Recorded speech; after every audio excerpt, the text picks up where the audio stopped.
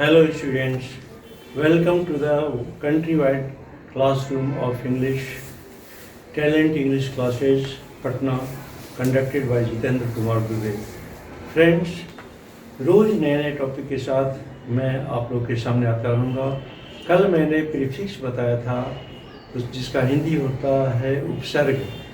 अब इसी क्रम में मैं आज आपको सफिक्स बताने जा रहा हूँ, जो कि हिंदी में प्रत्यय कहते हैं और इंग्लिश में सफिक्स कहते हैं।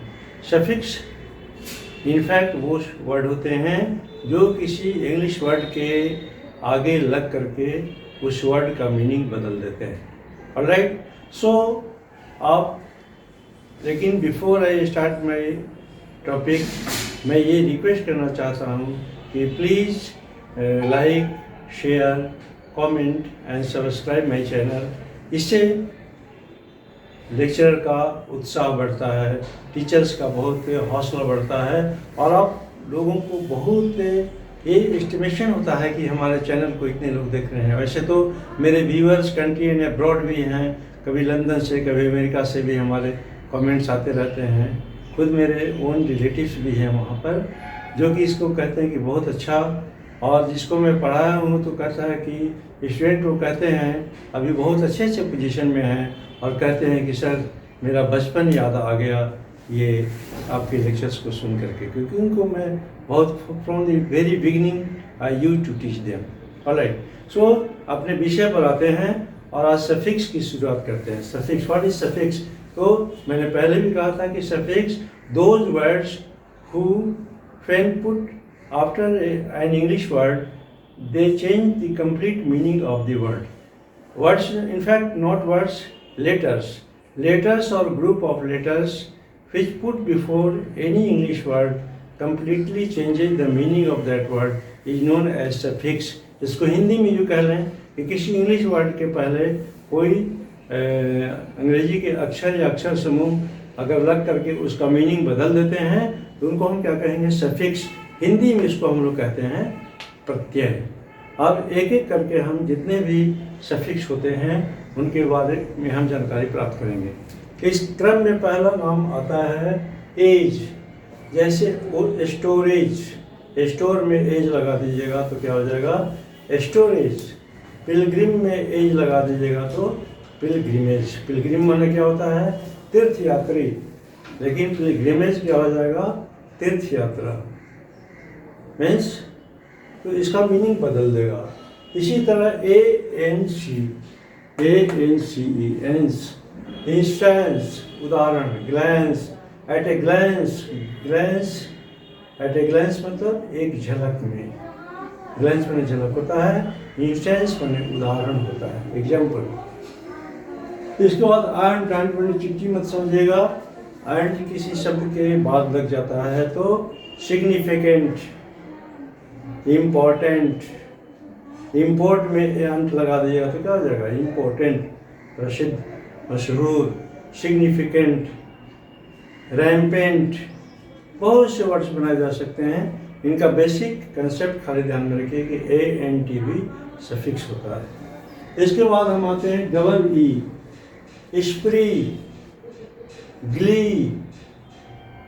इस तरह से स्प्री माने उत्साह, विथ फुल स्प्री, जेस्ट, जील, पूरे उत्साह के साथ, पूरी स्प्री के साथ he did this work. With great spree he did this work. After that ER भी सफिक्स है, जो कि एम्प्लॉय के बाद एम्प्लॉय में लगा देगा तो एम्प्लॉयर हो जाएगा। ऑलराइट, उसके बाद टीचर, टीचर में टीच में ER लगा दीजिएगा तो टीचर। इसलिए प्रीचर, टीचर, ER को लगाकर, सफिक्स को लगा करके बहुत से वर्ड्स बनाए जा सकते हैं। अब इसके बाद हम चलते हैं ENCE, एंस, कॉम्पिटेंस, डिफरेंस, मैग्निफिकेंस, इस तरह के शब्दों को बनाया जा सकता है। आप अपने मन में जब लेक्चर के बाद अपने सारे सफिक्स से एक दो वर्ड बनाने की कोशिश कीजिएगा, क्योंकि वर्ड का संसार जो है, शब्दों का संसार, इंग्लिश वर्ड्स का या हिंदी वर्ड्स का संसार अथाह समुद्र है। The vast ocean of English vocabulary in which you can derive many words and this helps improve your imaginative power.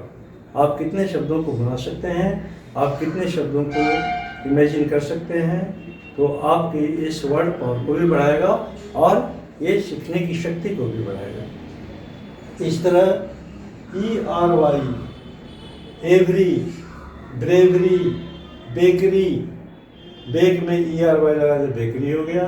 Bakery, bakery क्या होता है, जिसमें हम क्या, जैसे आजकल ब्रेड, पाव रोटी, ब्रेड इत्यादि सारे लोग, तो बेकरी में मीन्स उसको शेक, बेक मीन्स क्या होता है, सेकना, शेक करके जिसको बनाया जाता है, दैट इज बेकरी। इसके बाद आता है ESS, ये भी एक सफिक्स है जिसको हम जैसे काइंडनेस, जेंटिलनेस, ऐसे जेंटिलिटी भी ITY भी होता है, जेंटिलिटी भी होता है। और स्मूथनेस, स्मूथ माने क्या होता है, चिकना, स्मूथनेस, चिकनापन, टेंडर, मुलायम, टेंडरनेस, उसकी मुलायमियत। इस तरह से DOM, अगला नेक्स्ट आता है suffix DOM, kingdom, random, freedom, boredom, anything you can. आपका अगला नेक्स्ट, ये हमेशा सोचते रहेगा कि अगला वर्ड क्या हो सकता है, इस सफिक्स से अगला वर्ड क्या हो सकता है, ये आपकी इमेजिनेटिव पावर को बढ़ाएगा। इसके बाद FUL, ब्यूटीफुल, ग्रेसफुल, ठीक, किसी भी शब्द में FUL लगा दीजिएगा तो एक वर्ड बनेगा जो कि उस सफिक्स की पूर्णता को बताता है। और इस तरह से, और एक बात और ध्यान रखिएगा, फुल जब अकेले आएगा तो FULL होता है, जब किसी वर्ड में सफिक्स के रूप में लगता है तो FUL होता है। जैसे glass is full of water, glass क्या है, पानी से भरा हुआ है, तो उस वहाँ FULL होगा। But when it is used as a suffix then it will be FUL, beautiful, harmful, ठीक है, इस तरह से। Next suffix ING, interesting, interest में ING लग गया, क्या हो गया, इंटरेस्टिंग। तो इस तरह से ING एक सफिक्स है जिसका यूज हम अक्सर करते रहते हैं। इसके बाद अगला था ISM। कल कुछ स्टूडेंट्स ने कहा था कि थोड़ा सा बड़ा बड़ा लिखा कीजिए क्योंकि विजिबल नहीं होता। ISM,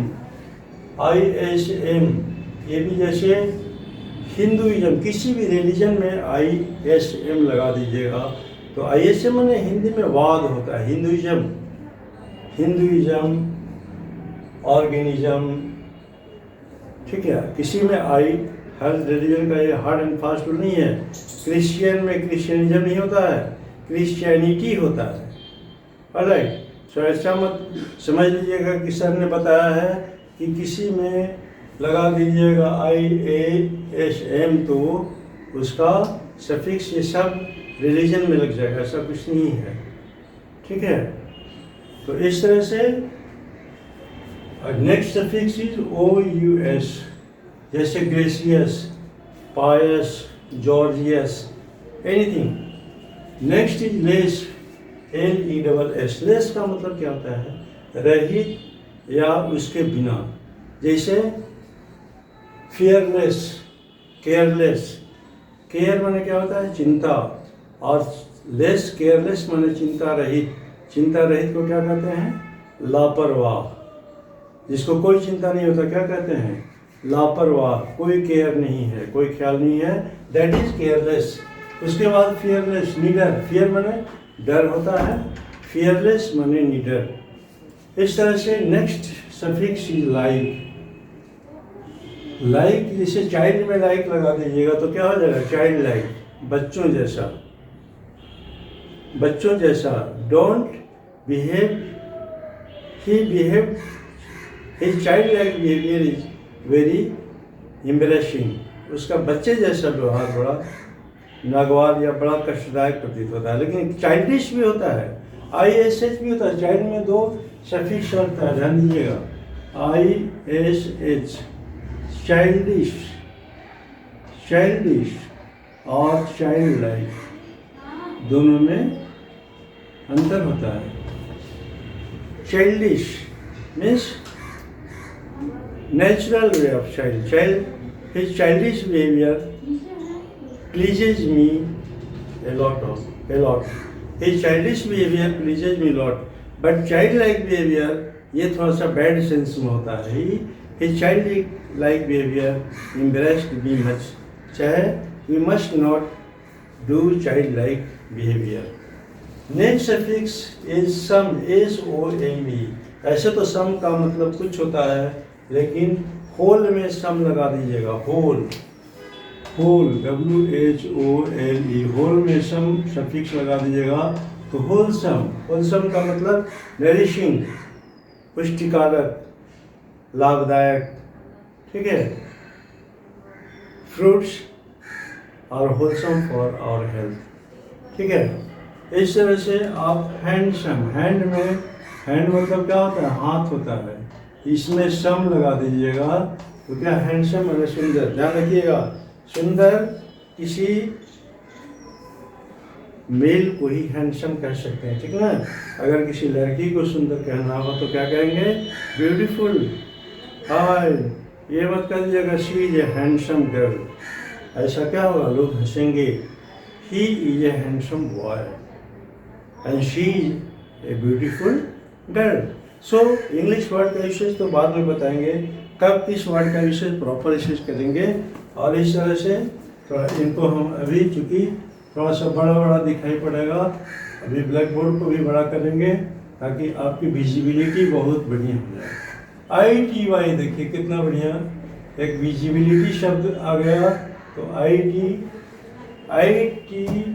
भी एक हो सकता है, जितना ITY विजिबिलिटी, दृश्यता. अभी आप लोग देखो कोहरा का घना छाया रहता है, अभी जाड़ों में कोहरा गिर जाता है तो विजिबिलिटी कम हो जाती है. इस विजिबिलिटी मीन्स दृश्यता. तो देखने की क्षमता कम हो जाती है. देखने की क्षमता मतलब आईसाइट नहीं कम हो जाता है, मतलब कोहरा इतना घना हो जाता है कि हम विजिबिलिटी मान 10 मीटर है तो 10 मीटर तक की चीज़ों को ही देख पाते हैं. क्यों, due to fog and smog. So visibility. तो ITY जब लग जाएगा किसी वर्ड में सफिक्स तो क्या हो जाएगा, उससे भी नए वर्ड बन सकते हैं. इसके बाद IST. आप जानते होंगे ऑप्टिमिस्ट, आशावादी. इसका उल्टा क्या होता है, antonym of optimist is pessimist. आशावादी, निराशावादी, इस टाइप से. फिर फ्लोरिस्ट भी होता है. Florist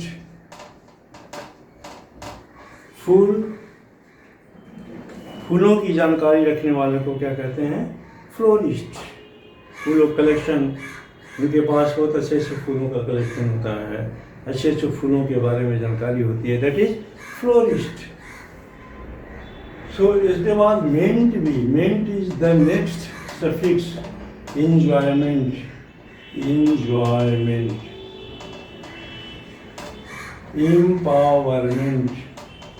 empowerment. इसका हिंदी क्या होता है, सशक्तिकरण. और इंजॉयमेंट आनंद आप लोग जानते हैं. इसके बाद जजमेंट भी होता है. जजमेंट लगा दीजिएगा तो क्या हो जाएगा, जजमेंट माने निर्णय. इस तरह से सारे सफिक्स को आपको ध्यान में रखना है. और next suffix is able. Able माने क्या होता है, ऐसे आपको एबल माने योग्य हो. Able comfortable. एबल से क्या बनाएंगे, कंफर्टेबल, आरामदेह. उसके बाद क्या आ सकता है, कंसिडरेबल, विचारणीय, कंसीडर करने योग्य, कंसिडरेबल.